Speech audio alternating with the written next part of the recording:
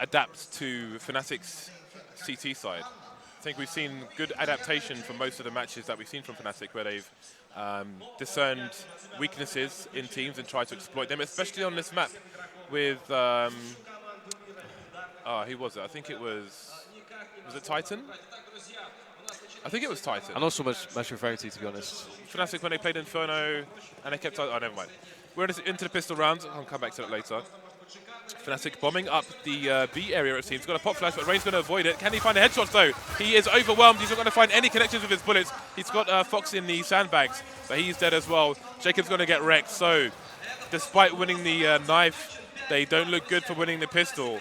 And that could give FNATIC a great opportunity to break the C2 economy when they get the buy and really rack up some rounds. And if they do that, then I really fear for G2.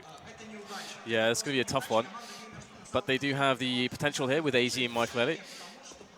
It's going to be hard. These setups and construction are hard enough to deal with, but they can't even get to that point, it would seem, as Maikelele will go down in the end to olofmeister at range.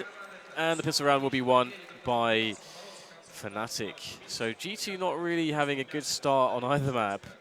And I do fear for them here, because G2 are the kind of team that are going to probably play more pressure buys, play more kind of all-in, more of an all-in kind of a style. And that's, when you're on the CT side, it can be very, very problematic to play that kind of a style, because you need the grenades, James. James, you need grenades. Well, FNATIC are going to be up against a force buy. FNATIC took one of their anti-ecos, anti-force buys pretty slowly on cash, which maybe wasn't the best idea. This is perhaps a trickier map to get close to the sites with. An anti-eco or force buy on the an eco or force buy on the opposing team. So you can see FNATIC playing safety in numbers at the moment, but the flash doesn't come in and JW gets taken down for free. Yeah, it'd be a great round for GT to win, to reset FNATIC straight away. And they've got a good start with it. And of course, aizy already on the AUMP. It's going to be useful. But in comes FNATIC, 4 players moving together as a unit, looking to make those trades. Oh, what is this? These frags coming in here from G2 could be absolutely massive. As in fact, 3 players left there for G2. aizy coming in at the last moment with that UMP to completely gut the offense of the Swedish side. And that will be indeed the immediate reset. But FNATIC will likely force buy in this position. Right back, so it's not over just yet. The madness, the anarchy, and the bedlam will all continue in this round. I mean, it wasn't a good start for FNATIC when they had JW top mid, waiting for the smoke to disappear, peeking towards short, but nobody covering him from long. Got taken down absolutely for free, no trade frag, and just fell apart from there. Got Molotovs to push Fox off the angle, but aizy's going to get the first frag onto olofmeister. Taken down by JW, however. We'll see if he's able to pick up that M4. I think he probably will. See him heading in that direction at the moment. And now we've got Maikelele moving towards the pit position from the site, and it's really important he holds pit should FNATIC move towards the A site. They've got the bomb and the rest of the players going in that direction, so it seems likely that they'll be headed his way pretty soon. We've got jkaem playing the pits, the sandbags with the P90 over towards B. And G2 are slowly going to put Fox on speedway with the UMP, so he can have a quick rotation towards Arch should he need to. Counter flashes coming in from the pit. FNATIC still holding for now. Yeah, they are indeed, and it's all coming to a boiling point. Those push finally is going to be arriving. Fox goes for the challenge. He's going to lose the battle against flusha. That's going to allow a lot of space for FNATIC to move in, and the more options as well. But flusha doesn't even need options. He's just going to find bullets to these players of G2, and there's going to be another frag there going the way of FNATIC. G2 in a desperate situation, relying on just jkaem with the P90, and yeah, sure, he's an amazing P90 player, but he hasn't even got a kit at the moment, and it's 1 versus 4, so he's looking to just try to save this weapon, and he can't even get a frag as he falls back, and FNATIC probably not interested really in challenging him, as they're all very low on HP, and he does have a P90, so they would be ripe for the pickings for jkaem if they did challenge him.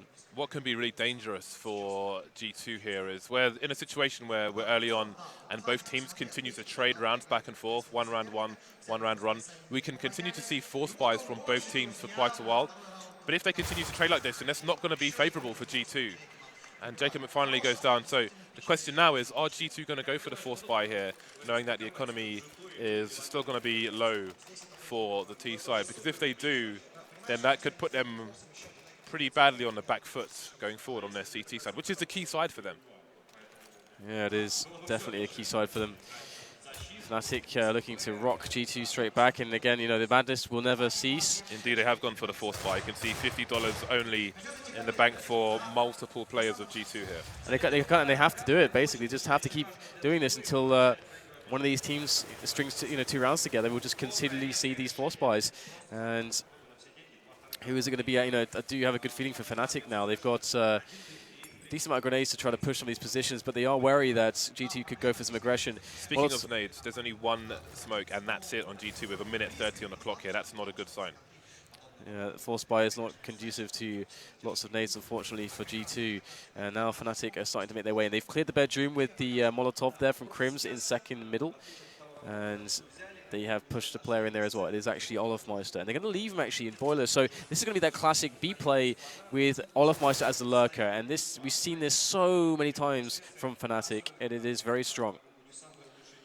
Yeah, you can see flusha waiting for the CTs to look for some information. They're playing so passively on B and A that G2 will have no idea where this push is coming until perhaps it is too late.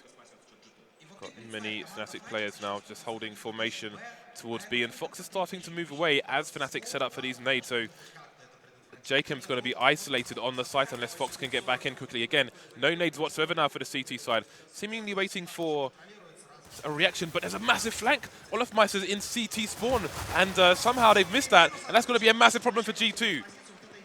Yeah, here we go. We got G2 with those 3 players left alive. They can't really do much with this. They're going to have to save these force bot weapons, these deagles, and the Kevlar that they have, and try to do some damage in the next round. But it would appear that FNATIC have won the battle. The tug of war has been won by the Swedish side, and that does not bode well for G2. That was so sneaky, even we didn't see it. I don't know how olofmeister managed to get through Arch all the way into CT spawn there, but indeed he did.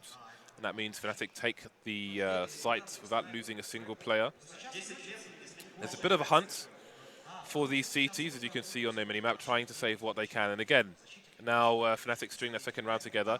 G2, if they can survive with 3 players, at least that would be something. They've got some full armor and some dangerous pistols, but I mean, look at their economy. They've got about $2,000 per person. So it's not an amazing situation. So it's funny that now they've put the money situation on top of the floaty cam, but they're showing us play cam instead, so we still can't see to buy that. Yeah, it's going to be pretty awful for G2. I mean, they should be on a safe. And indeed, they've got the 3 pistols that they saved, as well as the 2 other players who didn't spend any money. And here's a quick push coming in from FNATIC, the anti-eco play. JW opening things up with nice entries, and it's Rain there, close with the CZ. Can he get some damage in here? He might just get a lot of damage. There's a double spray with that CZ, and that could actually help out, but it's flusha lurking around CT spawn. That's really going to stop this effort. But aizy has a chance here. He has got half health, but Dennis is 1 bullet away from death, and aizy survives the flames with 1 HP, and now he's moving through the smoke. This guy has balls of steel, but he's not going to pull this round out of the bag. It's going to go to FNATIC. 4-1 now the score. There seems to be a backdoor into CT spawn for FNATIC at the moment. Now we're seeing, I think we're seeing a buy. We'll find out in a few seconds. For G2, they need to close that door wherever it lies, because FNATIC already at a significant advantage on their T side, which is a problem that can only grow worse for G2 and could lead them to a quick 0-2 defeat.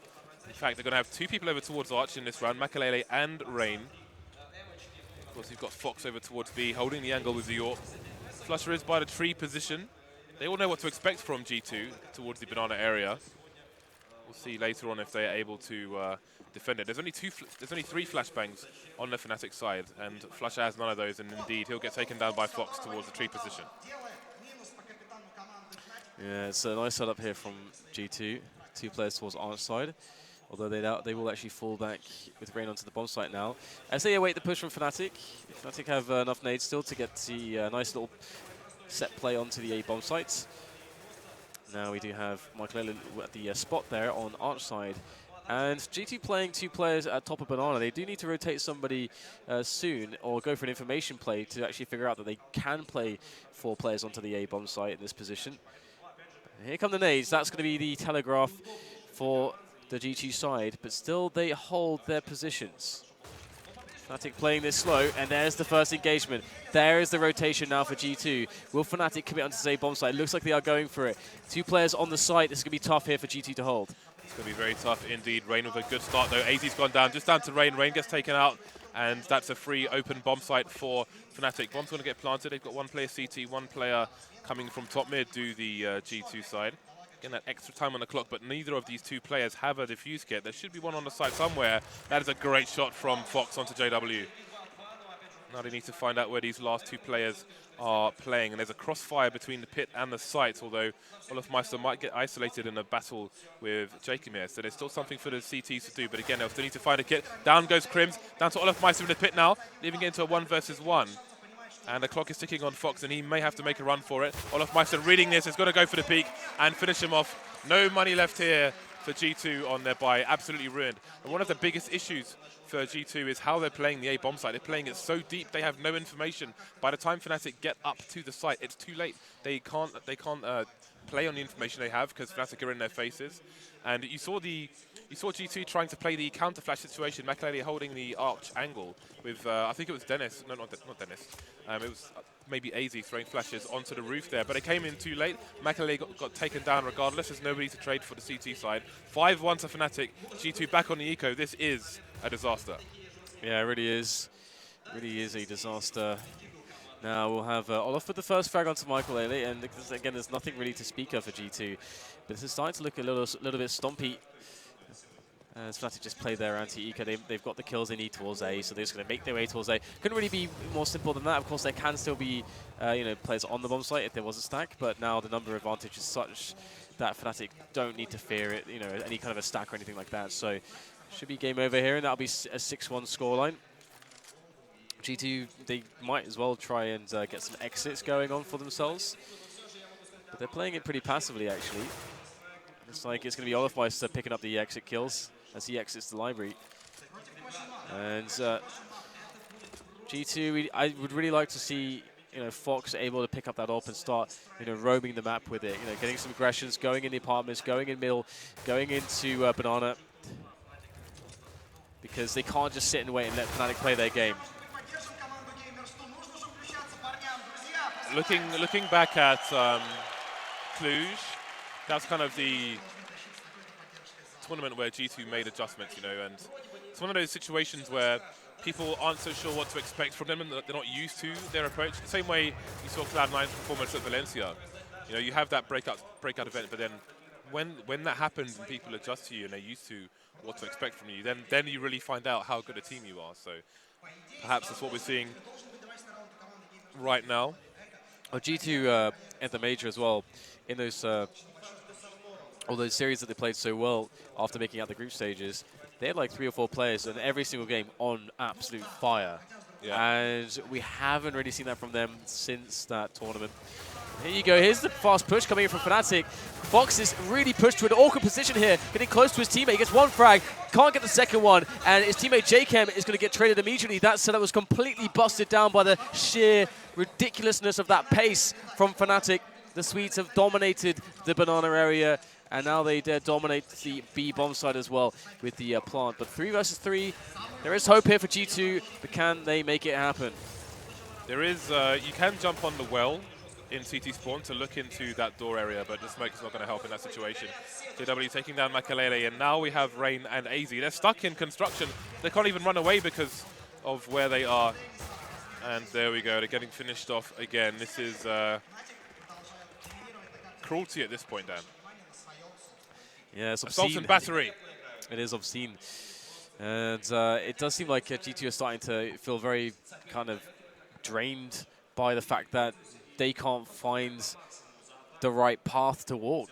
They can't see which direction to go against FNATIC. Well, they're unable to control the rounds. Exactly, yeah. I mean, and again, like I mentioned before, I want to see Fox able to try to do something aggressively, but that was the perfect round for FNATIC to just turn up the pace on the B bomb side. They completely caught them out of position. And now we're basically seeing what we've seen so often, another quasi-buy, another awful situation on the money for G2. Yeah, so this round should be about damage, and damage only for G2, like trying to get some damage in, doing what they can. And they've made a gamble towards the A sites. There's no commitment from FNATIC either way just yet. You can see jkaem heading back over towards the B bomb site. You do wonder in this situation if it's worth the CT splitting up one by one like that, with jkaem over towards B, or if it's worth them just holding the gamble towards one side, concentrating their efforts in one place they can trade, cause a bit of bedlam for mayhem. Taking down olofmeister, that seems to be it for now. We've got Maikelele being eliminated. And there we go, they're all dying one by one in a round where they've only got pistols. Yeah, it's not the best situation in the world. So 8 rounds already for the T side of FNATIC. And it's hard to be inspired by G2 in their play at the moment. Because again, you know, on the CT side, well, on the T side, it's a little bit easier to try to say, okay, you know, what solution can we find against the defense? You know, what's been working, what's strong for the opposition? You know, what are our strengths? You know, you can kind of dictate the rounds much more easily based on what you're working with as well. But on the CT side, especially on a map like this, it's hard to actually do much other than react unless you have a big buy, which has been a problem for G2. And they have a big buy now. We've got aizy moving into the apartments. Fox is towards the B bomb site with jkaem. And FNATIC are going to be taking over apartments. So they're FNATIC playing a default round here. Can G2 get something going for them? aizy did some alright damage actually with that nade onto Dennis from the balcony, rather than going for a risky pick there, because you can often find someone holding an angle from early T-apps through the window. So rather than showing himself, just bounces a nade off the wall there, which is a nice touch. But of course, G2 will need more than that. So you can see they're playing with a bit more aggression towards top mid now, with Rain coming to join Maikelele, whereas before they were playing so passively. Again, they were left in a situation where they had no information, and FNATIC would be all over them by the time they realized what's going on, unable to react, unable to do what they want, just playing to the tune of FNATIC's flute. Now we're seeing FNATIC breach top mid, and that's going to cause 2 G2 players on R to try and reposition. Rain with a bit of shoulder picking that we saw from flusha as well. And look how the FNATIC players are working together. 2 players coming in through to CT spawn to take down Rain. Again, CT spawn's being compromised for the nth time by FNATIC, which means a B split is very likely here. Yeah, this is a really rough situation. Oh, you can see jkaem, he wants to try to get some information as to what's going on. Doesn't have a flash from a teammate or anything to work with, just walks out and gets completely wrecked. aizy's on the pit position, that's great, but he's isolated, he's alone. He's going to get himself another kill there. So aizy's doing some good damage, but again, he's alone, and his teammates are already pretty much down and out for the count in this round, leaving Fox in a 1 versus 3 on a retake situation. And honestly, it's quite... It's not impossible, of course, but it would take a misplay out of FNATIC for them to give this round away. And obviously, Fox realizes that situation is just going to try to save around libraries. So it's an interesting call from FNATIC to two guys deep into CT spawn and 3 on banana in front of the B bomb site, but they chose to go to A to try and catch the CTs out of position in a rotation. G2 though was still in the pit at the time. But it's worked out regardless. But I like it. FNATIC they're thinking about every step, which is great to see for them. If they prove successful going forward here, then they're going to have tougher challenges ahead. So it's nice to see them on point. But G2 left guessing at every moment. And again, FNATIC have just got into CT spawn so many times in this match so far. Absolutely, they've had free reign, absolute free reign. And this is going to be a really nice match for them to be playing like this on the stage as well, because you know, the way that they started this tournament, to be honest, was pretty awful. But they've started to hit their form. They're starting to peak at the right timing. And here's the fast play coming in from G2, finally trying to meet force with force, jumping their way down towards the bottom of banana and claiming it. Now 3 players there for FNATIC. This might be the first time we've seen them at early round with such a disadvantage.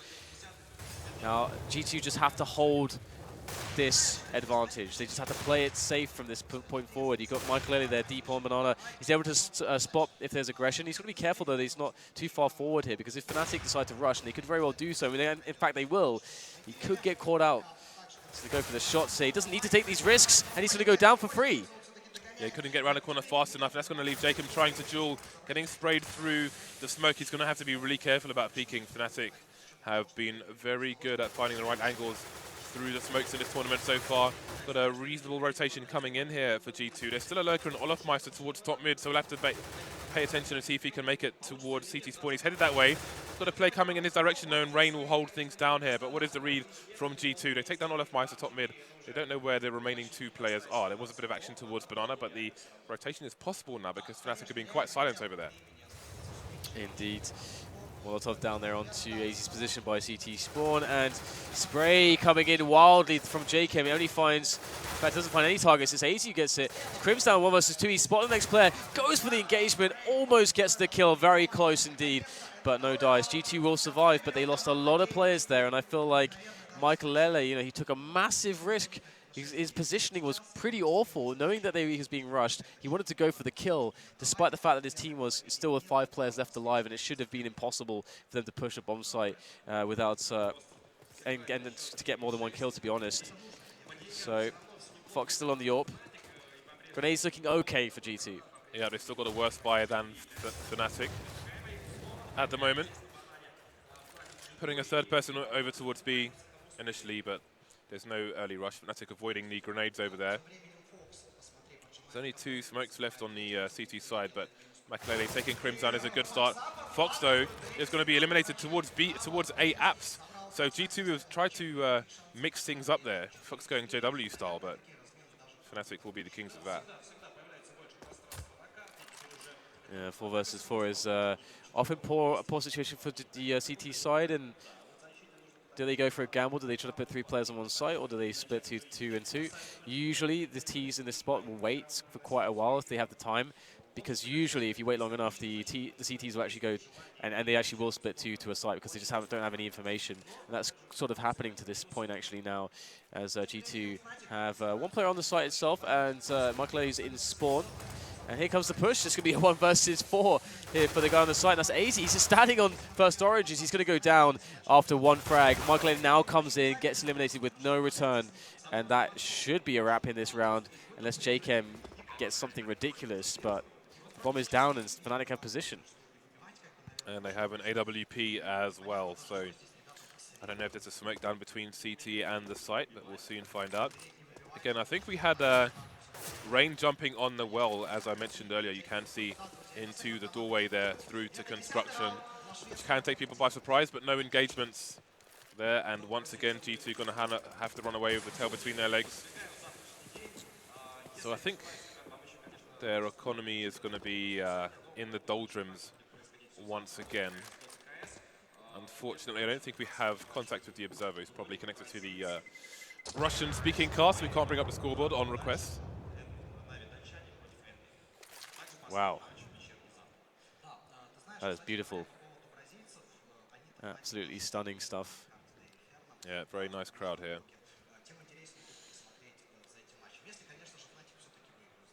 So G2 now, they are only with 2 rounds at the moment. FNATIC are walking all over them. And this is definitely quite a struggle. We will see if Fox with the AWP, he goes for the push, he doesn't connect the shot. Again, it was a good opportunity there. A couple players on the screen. And he's got to be careful not to get caught too heavily out of position. aizy's going to make some stuff happen by partners. aizy has been pretty good in this series so far, as Olofmeister is going to finally remove him from the apps position. The bomb was spotted though, and that's actually going to cause a bit of a rotation. And jkaem will assist the A-bomb side as he moves in for the 3-man defense. The Krieg, man. Krieg too strong. I love that KRIMZ has bought the Sig Krieg. 3 versus 4 now as G2 struggle to hold this bomb site. And the struggle is going to continue. KRIMZ back in with another frag here. The Krieg is doing excellent damage. flusha will finish off jkaem. Now it's Maikelele with the Mag 7. Don't think this is going to happen for him though. He might be able to pick up a weapon perhaps. That's pretty much best case. Yeah, dire straits for G2, and you have to wonder where they are mentally in this match at the moment, because I think it'd be hard for them not to think, oh, okay, we're going to lose this match. Yeah. Right, but then you need to keep your composure. It's not over until it's over. maybe the freedom of the T side will end up being better for them overall. I mean, in hindsight, it's easy to say. But how many rounds are they going to go into the second half with to be able to mount an offense? Obviously, they're not winning the aim duels at the moment. They don't really have the equipment to do that, as evidenced by Maikelele's Mag 7. But once they get onto the AKs on the T side, maybe just going for the raw duels will be more beneficial to them. But then if FNATIC are playing in the positions on the A side where we've seen them play on previous matches here on Inferno in this tournament, then I think G2 might really struggle to deal with that. But we are into the dying rounds of the first half before we get there. And again, Kingwin on the G2 on the force buy. They've got 1 shotgun and 4 sets of pistols here. Quite a reasonable amount of grenades. See, they've tried to force their way. Wait a minute, what's going on here? flusha takes down Fox. Going to get traded by jkaem, and that might put an end to this, or looks like they're going to force the issue. JW going to not see jkaem in the corner, but he's eventually going to go down as well. So quite expensive round for both teams so far, but again, FNATIC are in a situation where they can perhaps try to dispose of those weapons over the fence before they continue their march. Yeah, it's a bit chaotic here. So if we look at this situation, we've got 3 versus 3, and FNATIC, they don't have any control at Banana, they don't have apps, they don't have middle just yet. You know, but the best options from this spot where you can trade the best is probably Banana and middle. So and they're actually going to be picking middle here. They've got olofmeister with 20 HP moving up towards the apartment side. So there's lots of points in which G2 can be hiding here. More so than the banana area, which is you just have to look forwards, but you have to look left and right in a lot of spots. And Rain always going to go just for the push, just at the right moment. And he's going to spot one player. There's the headshot onto KRIMZ. The immediate return from Dennis, but he's going to pump up the pace now as he finds Maikelele. The spray is not good enough, so how on earth did Maikelele connect a headshot there with that Mag 7? Oh, can't quite pull the trigger in time. olofmeister was very low, 20 HP, but aizy can still do this one. But no! Denied! olofmeister somehow, instant headshot. See you later. No Mag 7 for you. I think aizy needed 1 shot with that 5-7 to the chest to take that round. But olofmeister, 20 HP. He is going nuclear versus G2 at the moment. Great play by him. Can't get over how sexy this stage is. Yeah, I know, we've seen it so many times. For a little bit too long. Triple Mag 7, not every day you see this, not even in Oceania would you see triple Mag 7. You might see triple law, but not triple Mag 7. Yeah, indeed. JW gets a quick kill there in middle, so already FNATIC start things off with a nice advantage.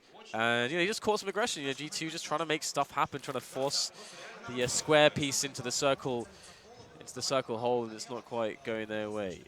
Now, JW with another pick. This is just heinous right now because he's just a one-man army. Dennis picks up a kill by the banana side as well, and things aren't looking too good for him, but jkaem at least gets something done with the mag.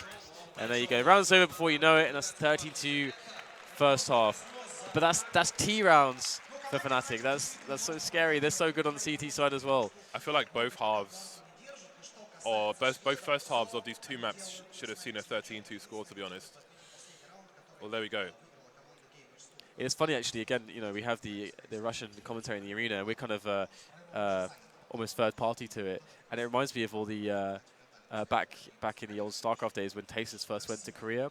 Because you would always see him in that situation. And that was always very interesting to get an insight into that culture. And, you know, we're getting to see some wonderful things here in Minsk amongst a lot of snow. Most importantly, a wonderful crowd that's turned up to the arena. G2 not off to a good start there. olofmeister's got to get traded on banana, but there's a bit of baiting going on there. You can see JW is behind the sandbags, or he's not going to wait around. He could take down the bomb here. The bomb's on his own on banana, and he's going to lose the duel. The bomb's lost on banana for the T side. Maikelele finds himself on the A site. What a disaster. Oh my god, it's not good, James. It's not looking good. This is a slaughter at the moment. FNATIC have just gone Super Saiyan on G2, and G2 just cannot comprehend what's going on. 42, I mean, again, it's the spot where we actually saw a similar spot on the last map, where, you know, G2 had to win a force buy. Again, it's, you know, not out of the question for them to do that, and it does put them in a good spot economically, but they just need rounds. They need rounds more than anything. So let's see how they decide to approach this. They've got to win this round. I think what they might need at this point is to be put out of their misery. The nades are flying in, the P90s are coming in as well, and that round's over faster than I can even talk. That was really anticlimactic, James. That was over faster than you can microwave a pot noodle, Dan. Man, that brings me back to my uni days. Days of the pot noodle. So 15-2, FNATIC on match point. G2 about to be eliminated from the StarSeries XIV Grand Finals here from the Minsk Arena. And look at this. FNATIC want to finish it in a very dominant way as they just charge down middle, they charge down Banana, the P90's in, the spray's coming out, olofmeister with 2, Deagle in play, but actually a 2-on-2 now in the chaos. So G2 can maybe scrape together a round here now. Fox heavily tagged, JW heavily tagged. Weapon advantage has to be with the CTs here. Fox is unfortunately going to miss both of them, but maybe he hears JW in construction. He's going to be much quicker on the trigger here. Still alive with 6 HP, and he will be a problem. Rain has a lot of time here, so he doesn't need to go for a bomb plant anytime soon. Doesn't have the range with the P90, switches to the Deagle, and FNATIC finish what they started. G2 gets stomped into the mud. That's like some Ivan Drago business. If he dies, he dies.